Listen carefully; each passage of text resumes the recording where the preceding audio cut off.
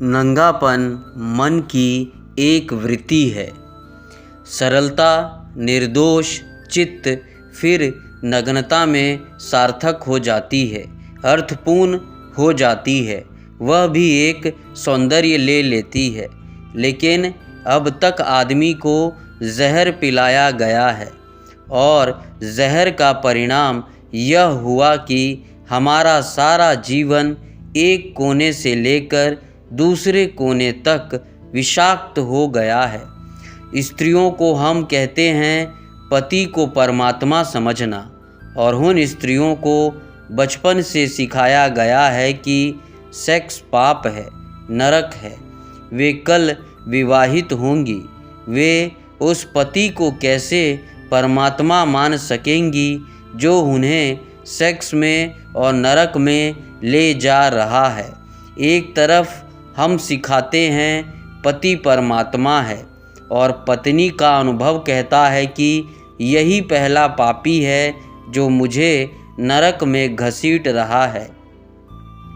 एक बहन ने मुझे आकर कहा, पिछली मीटिंग में जब मैं यह बोला भारतीय विद्या भवन में, तो एक बहन मेरे पास उसी दिन आई और उसने कहा कि मैं बहुत गुस्से में हूँ, मैं बहुत क्रोध में हूँ। सेक्स तो बड़ी घृणित चीज़ है, सेक्स तो पाप है और आपने सेक्स की इतनी बात क्यों की?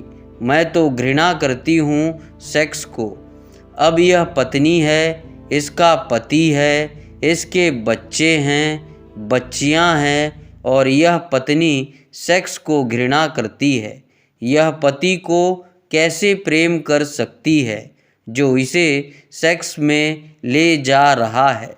यह उन बच्चों को कैसे प्रेम कर सकती है जो सेक्स से पैदा हो रहे हैं? इसका प्रेम जहरीला रहेगा, इसका प्रेम में जहर छिपा रहेगा। पति और इसके बीच एक बुनियादी दीवार खड़ी रहेगी, बच्चों और इसके बीच एक बुनियादी दीवार खड़ी रहेगी, क्योंकि यह सेक्स की दीवार और सेक्स की कंडेमनेशन की वृत्ति के बीच में खड़ी है। ये बच्चे पाप से आए हैं और यह पति मेरे बीच पाप का संबंध है, और जिनके साथ पाप का संबंध है उनके प्रति हम मैत्रीपूर्ण हो सकते हैं। पाप के प्रति हम मैत्रीपूर्ण हो सकते हैं। सारी दुनिया का गृहस्थ जीवन नष्ट किया है सेक्स को गाली देने वाले, निंदा करने वाले लोगों ने, और वे इसे नष्ट करके जो दुष्परिणाम लाए हैं वह यह नहीं है कि सेक्स से लोग मुक्त हो गए हो। जो पति अपनी पत्नी और अपने बीच एक दीवार पाता है पाप की, वह पत्नी भी कभी भी तृप्ति अनुभव नहीं कर पाता। जो काम का कुआं था वह जहरीला बना दिया गया है, और जब पति और पत्नी के बीच जहर का भाव हो, घबराहट का भाव हो, पाप का भाव हो, तो फिर यह पाप की भावना रूपांतरण नहीं करने देगी। अन्यथा मेरी समझ यह है कि एक पति और पत्नी अगर एक दूसरे के प्रति समझपूर्वक, प्रेम से भरे हुए, आनंद से भरे हुए और सेक्स के प्रति बिना निंदा के सेक्स को समझने की चेष्टा करेंगे, तो आज नहीं कल उनके बीच का संबंध रूपांतरित हो जाने वाला है। यह हो सकता है कि कल वही पत्नी माँ जैसी दिखाई पड़ने लगे। गांधी जी 1930 के करीब श्रीलंका गए थे। उनके साथ कस्तूरबा साथ थी। संयोजकों ने समझा कि शायद गांधी जी की माँ साथ आई है, क्योंकि गांधी जी कस्तूरबा को खुद भी बा ही कहते थे। लोगों ने समझा कि शायद उनकी माँ होगी। संयोजकों ने परिचय देते हुए कहा कि गांधी जी आए हैं और बड़े सौभाग्य की बात है कि उनकी माँ भी साथ आई है, वह उनके बगल में बैठी हुई है। गांधी जी के सेक्रेटरी तो घबरा गए कि यह तो भूल हमारी है, हमें बताना था कि साथ में कौन है। लेकिन अब तो बड़ी देर हो चुकी थी। गांधी तो मंच पर जाकर बैठ भी गए थे और बोलना शुरू कर दिया था। सेक्रेटरी घबराए हुए हैं कि गांधी पीछे क्या कहेंगे। उन्हें कल्पना भी नहीं हो सकती कि गांधी नाराज़ नहीं होंगे, क्योंकि ऐसे पुरुष बहुत कम हैं जो पत्नी को मां बनाने में समर्थ हो जाते हैं। लेकिन गांधी जी ने कहा कि सौभाग्य की बात है कि जिन मित्र ने मेरा परिचय दिया है उन्होंने भूल से एक सच्ची बात कह दी है। कस्तूरबा कुछ वर्षों से मेरी माँ हो गई है। कभी वह मेरी पत्नी थी, लेकिन अब वह मेरी माँ है।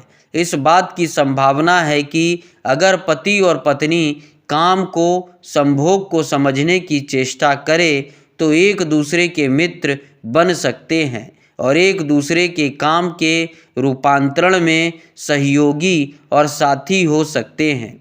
और जिस दिन कोई पति और पत्नी अपने आपस के संभोग के संबंध को रूपांतरित करने में सफल हो जाते हैं, उस दिन उनके जीवन में पहली दफ़े एक दूसरे के प्रति अनुग्रह और ग्रैटिट्यूड का भाव पैदा होता है। उसके पहले नहीं। उसके पहले वे एक दूसरे के प्रति क्रोध से भरे रहते हैं। उसके पहले वे एक दूसरे के बुनियादी शत्रु बने रहते हैं। उसके पहले उनके बीच एक संघर्ष है, मैत्री नहीं। मैत्री उस दिन शुरू होती है जिस दिन वे एक दूसरे के साथी बनते हैं और उनके काम की ऊर्जा को रूपांतरण करने के माध्यम बन जाते हैं। उस दिन एक अनुग्रह, एक ग्रैटिट्यूड, एक कृतज्ञता का भाव ज्ञापन होता है। उस दिन पुरुष आदर से भरता है स्त्री के प्रति, क्योंकि स्त्री ने उसे काम वासना से मुक्त होने में सहायता पहुंचाई। उस दिन स्त्री अनुग्रहित होती है पुरुष के प्रति कि उसने उसे साथ दिया और उसकी वासना से मुक्ति दिलवाई। उस दिन वे सच्ची मैत्री में बंधते हैं जो काम की नहीं, प्रेम की मैत्री है। उस दिन उनका जीवन ठीक उस दिशा में जाता है जहाँ पत्नी के लिए पति परमात्मा हो जाता है और पति के लिए पत्नी परमात्मा हो जाती है उस दिन। लेकिन वह कुआं तो विषाक्त कर दिया गया है। इसलिए मैंने कल कहा कि मुझसे बड़ा शत्रु सेक्स का खोजना कठिन है। लेकिन मेरी शत्रुता का यह मतलब नहीं है कि मैं सेक्स को गाली दूं और निंदा करूं। मेरी शत्रुता का मतलब यह है कि मैं सेक्स को रूपांतरित करने के संबंध में दिशा सूचन करूं। मैं आपको कहूं कि वह कैसे रूपांतरित हो सकता है। मैं कोयले का दुश्मन हूं क्योंकि मैं कोयले को हीरा बनाना चाहता हूं। मैं सेक्स को रूपांतरित करना चाहता हूं। वह कैसे रूपांतरित होगा, उसकी क्या विधि होगी। मैंने आपसे कहा, एक द्वार खोलना ज़रूरी है, नया द्वार। बच्चे जैसे ही पैदा होते हैं वैसे ही उनके जीवन में सेक्स का आगमन नहीं हो जाता है। अभी देर है। अभी शरीर शक्ति इकट्ठा करेगा। अभी शरीर के अणु मजबूत होंगे। अभी उस दिन की प्रतीक्षा है जब शरीर पूरा तैयार हो जाएगा, ऊर्जा इकट्ठी होगी और द्वार जो बंद रहा है 14 वर्ष तक वह खुल जाएगा ऊर्जा के धक्के से और सेक्स की दुनिया शुरू होगी। एक बार द्वार खुल जाने के बाद नया द्वार खोलना कठिन हो जाता है, क्योंकि समस्त ऊर्जाओं का नियम यह है, समस्त शक्तियों का वे एक दफ़ा अपना मार्ग खोज ले बहने के लिए तो वे उसी मार्ग से बहना पसंद करती है। गंगा बह रही है सागर की तरफ। उसने एक बार रास्ता खोज लिया, अब वह उसी रास्ते से बही चली जाती है, बही चली जाती है। रोज रोज नया पानी आता है, उसी रास्ते से बहता हुआ चला जाता है। गंगा रोज नए रास्ते नहीं खोजती है। जीवन की ऊर्जा भी एक रास्ता खोज लेती है, फिर वह उसी से बहती चली जाती है। अगर ज़मीन को कामुकता से मुक्त करना है तो सेक्स का रास्ता खुलने के पहले नया रास्ता, ध्यान का रास्ता तोड़ देना ज़रूरी है। एक एक छोटे बच्चे को ध्यान की अनिवार्य शिक्षा और दीक्षा मिलनी चाहिए, पर हम तो उसे सेक्स के विरोध की दीक्षा देते हैं, जो कि अत्यंत मूर्खतापूर्ण है। सेक्स के विरोध की दीक्षा नहीं देनी है, शिक्षा देनी है ध्यान की, पॉजिटिव कि वह ध्यान को कैसे उपलब्ध हो।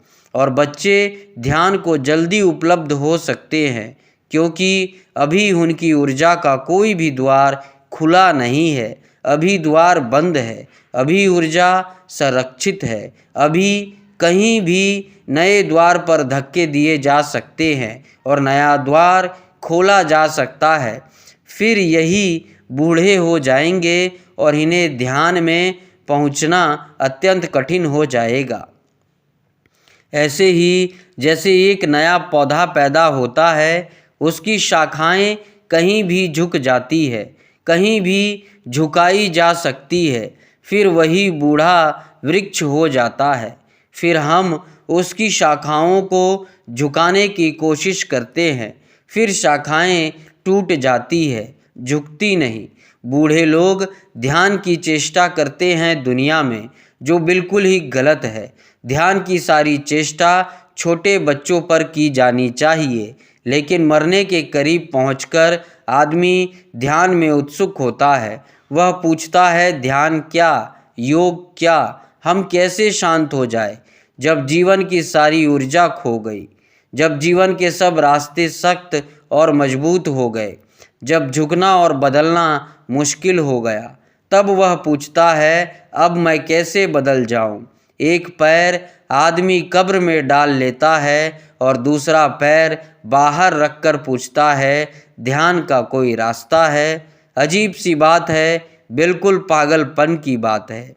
यह पृथ्वी कभी भी शांत और ध्यानस्थ नहीं हो सकेगी जब तक ध्यान का संबंध पहले दिन के पैदा हुए बच्चे से हम ना जोड़ेंगे।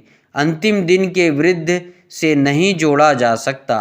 व्यर्थ ही हमें बहुत श्रम उठाना पड़ता है बाद के दिनों में शांत होने के लिए, जो कि पहले एकदम हो सकता था।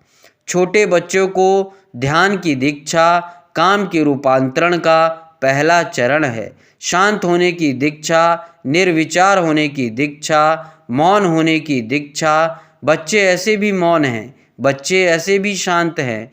अगर उन्हें थोड़ी सी दिशा दी जाए और उन्हें मौन और शांत होने के लिए घड़ी भर की शिक्षा दी जाए, तो जब वे 14 वर्ष के होने के करीब आएंगे, जब काम जगेगा, तब तक उनका एक द्वार खुल चुका होगा। शक्ति इकट्ठी होगी और जो द्वार खुला है उसी द्वार से बहनी शुरू हो जाएगी। उन्हें शांति का, आनंद का, कालहीनता का, निरअहंकार भाव का अनुभव सेक्स के बहुत अनुभव के पहले उपलब्ध हो जाएगा। वही अनुभव उनकी ऊर्जा को गलत मार्गों से रोकेगा और ठीक मार्गों पर ले जाएगा। लेकिन हम छोटे छोटे बच्चों को ध्यान तो नहीं सिखाते, काम का विरोध सिखाते हैं। पाप है, गंदगी है, कुरूपता है, बुराई है, नरक है, यह हम सब बताते हैं। और इस सबके बताने में कुछ भी फ़र्क नहीं पड़ता, कुछ भी फ़र्क नहीं पड़ता, बल्कि हमारे बताने से वे और भी आकर्षित होते हैं और तलाश करते हैं कि क्या है यह गंदगी, क्या है यह नरक, जिसके लिए बड़े इतने भयभीत और बेचैन हैं।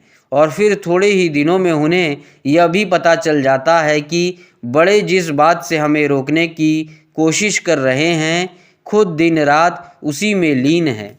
और जिस दिन उन्हें यह पता चल जाता है, माँ बाप के प्रति सारी श्रद्धा समाप्त हो जाती है।